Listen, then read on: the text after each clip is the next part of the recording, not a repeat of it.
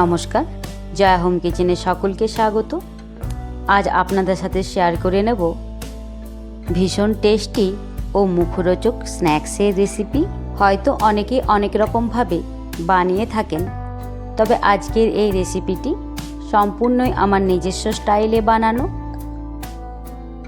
সম্পূর্ণ রেসিপিটি জানার জন্য পুরো ভিডিওটি দেখার অনুরোধ রইল ও চ্যানেলটিকে লাইক, শেয়ার, সাবস্ক্রাইব করে চ্যানেলটির পাশে থাকবেন।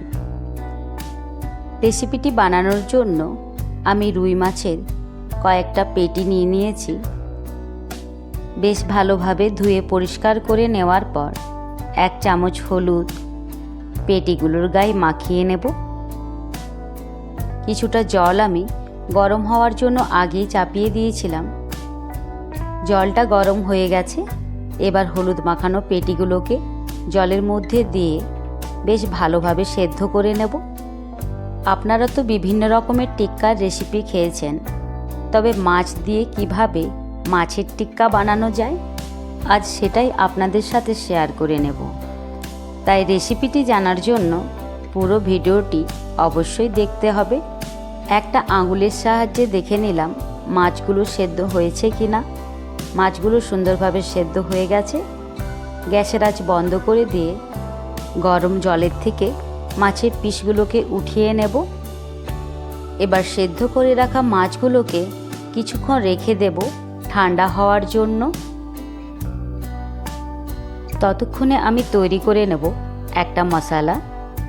একটা বাটির মধ্যে দিয়ে দিলাম 1/2 চামচ নুন, 1 চামচ গরম মশলা, 1/2 চামচ লঙ্কার গুঁড়ো, 1/2 চামচ বিট নুন, 1/2 চামচ চাট মশলা, 1/2 চামচ ফিশ কারি মশলা আর 1 চামচ দিয়ে দিলাম ভেজে রাখা ধনে জিরের গুঁড়ো। সাথে দিলাম খুবই অল্প পরিমাণে স্বাদের জন্য চিনি। প্রত্যেকটা গুঁড়ো মশলাকে একটা চামচের সাহায্যে ভালোভাবে মিশিয়ে নিয়েছি। অপর সাইডে একটা মিক্সির বাটির মধ্যে কয়েকটা রসুনের কোয়া, কয়েকটা আদার টুকরো, কয়েকটা পেঁয়াজের টুকরো পেস্ট বানিয়ে নিয়েছি। গ্যাসের মধ্যে চাপিয়ে দিয়েছি একটা কড়া। খুবই হালকা করে সর্ষের তেল দিয়ে দিয়েছি সামান্য একটু হলুদ। এরপর পেস্ট করে রাখা আদা, রসুন আর পেঁয়াজ তেলের মধ্যে দিয়ে জল না ছাড়া অবধি শুকনো শুকনো করে ভেজে নেব। মশলাটা আমার সুন্দরভাবে ভাজা হয়ে গেছে। আর এতক্ষণে সেদ্ধ করে রাখা মাছের পেটিগুলো ঠান্ডা হয়ে গেছে। এবার মাছের মধ্যে যাতে কোনো রকম কাটা না থাকে তাই সুন্দরভাবে বেছে নেব।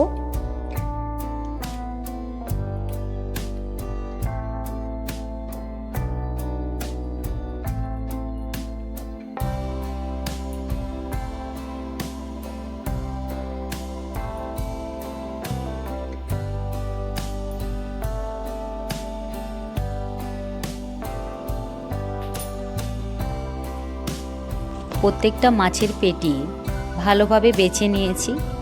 মাছের মধ্যে আর কোনো রকম কাটা নেই। নিয়ে নিয়েছি একটা সেদ্ধ করা আলু। আলুটাকে গ্রেট করে নেব।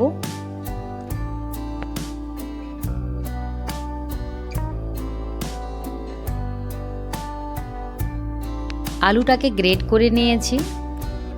এর সাথে দিয়ে দেব ভেজে রাখা পেঁয়াজ, আদা, রসুনের পেস্ট। দিয়ে দেব কিছুটা কুচিয়ে রাখা কাঁচা পেঁয়াজ, কিছুটা কাঁচা লঙ্কা, দেব কিছুটা কুচনো ধনে পাতা আর দেব 1 চামচ গোলমরিচের গুঁড়ো। হাতের সাহায্যে ডলে দিয়ে দেব কিছুটা জোয়ান। এবার দিয়ে দেব প্রথমেই বানিয়ে রাখা গুঁড়ো মশলার মিশ্রণ। এবার প্রত্যেকটা উপকরণকেই হাতের সাহায্যে বেশ ভালোভাবে মেখে নিতে হবে। ভালোভাবে মেখে নেওয়ার পর 2 থেকে 3 চামচ দিয়ে দেব কর্নফ্লাওয়ার। এখানে কর্নফ্লাওয়ারের বিপরীতে ময়দা কিংবা চালের গুঁড়ো ব্যবহার করা যেতে পারে। আমি তার সাথেই দিয়ে দিলাম একটা পাতিলেবুর রস। এবার কর্নফ্লাওয়ার আর লেবুর রস আবারও ভালোভাবে মেখে নিতে হবে। বেশ ভালোভাবে মেখে নিয়েছি। এবার টিকিয়াগুলো ভেজে নেওয়ার পালা। এখানে আমি টিকিয়াগুলো ভাজার জন্য একটা তাওয়ার মধ্যে কিছুটা সর্ষের তেল দিয়ে দিলাম। এক্ষেত্রে টিকিয়াগুলো ডুবো তেলেও ভেজে নিতে পারেন। তেলটাকে খুবই হালকা গরম করে সামান্য একটু ব্যাটার নিয়ে হাতের তালুর সাহায্যে টিকিয়াগুলোকে শেপ দিয়ে নেব। হালকা তেলে ফিশ টিকিয়াগুলোকে ভেজে নেব। টিকিয়াগুলো ভাজার সময় গ্যাসের আঁচ লোতে রাখতে হবে, তবেই টিকিয়াগুলোর ভেতর অবধি সুন্দরভাবে ভাজা হবে।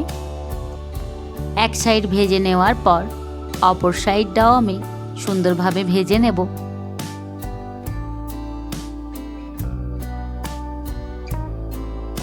দুটো সাইডেই ফিশ টিকিয়াগুলোকে সুন্দরভাবে ভেজে নিয়েছি। এবার তাওয়ার এক সাইডে টিকিয়াগুলোকে সরিয়ে রেখে দিয়ে দেব আবারও কিছুটা সর্ষের তেল। আবারও ঠিকঠাক শেপ দিয়ে বাকি ফিশ টিকিয়াগুলো সুন্দরভাবে ভেজে নেব। মাছ দিয়ে একটু নতুনত্ব কিছু খেতে মন চাইলে বা হালকা স্ন্যাক্স হিসাবে বাড়িতে এই ফিশ টিকিয়ার রেসিপিটি বানিয়ে নিতে পারেন। এইভাবে যদি ফিশ টিকিয়ার রেসিপিটি বাড়িতেই বানিয়ে নেন তা খেতে ভীষণ টেস্টি হয়, যা ছোটোর থেকে বড় বাড়ির সকলের কাছে ভীষণ পছন্দের হবে। অবশ্যই একবার বাড়িতে আমার মতো করে ফিশ টিকিয়ার রেসিপিটি ট্রাই করে নিতে পারেন। আজকের এই ফিশ টিকিয়ার রেসিপিটি ভালো লাগলে অবশ্যই তা লাইক ও কমেন্টের মাধ্যমে জানাতে ভুলবেন না। প্রত্যেকটা ফিশ টিকিয়ায় আমি ভেজে উঠিয়ে নিয়েছি। এবার টমেটো সস ও পেঁয়াজ দিয়ে গরম গরম ফিশ টিকিয়া পরিবেশন করে নেওয়ার পালা। সামান্য একটু সস লাগিয়ে ওপরে পেঁয়াজ নিয়ে মুখে দিলেই মন জুড়িয়ে যাওয়ার মতো একটা স্বাদ পাওয়া যাবে। রেসিপিটি ভালো লাগলে অবশ্যই চ্যানেলটিকে লাইক শেয়ার সাবস্ক্রাইব করবেন। ধন্যবাদ সকলকে।